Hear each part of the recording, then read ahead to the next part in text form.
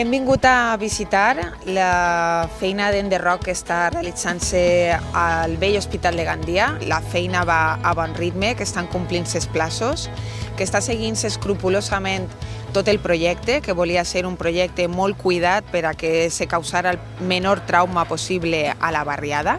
Respecte a l'enderroc, dir que s'està fent de manera molt responsable, perquè conforme van enderrocant, van separant cadascun dels materials per a després poder-los reciclar.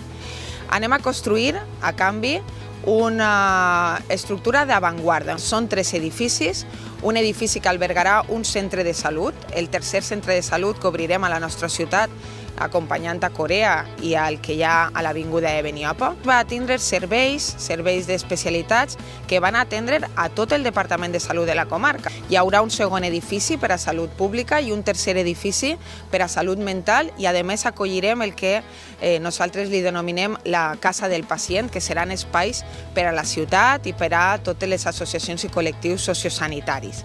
A més, tindrem una gran plaça que disfrutarà també tota la barriada i tota la ciutat i reserva per a futures prestacions que puguen anar sorgint, per exemple, l'Hospital de Crònics. Ximo Puig i jo ens vam comprometre amb aquest projecte la legislatura passada i ara ja és un fet i, per tant, d'ací no res estarem gaudint d'un edifici d'avantguarda.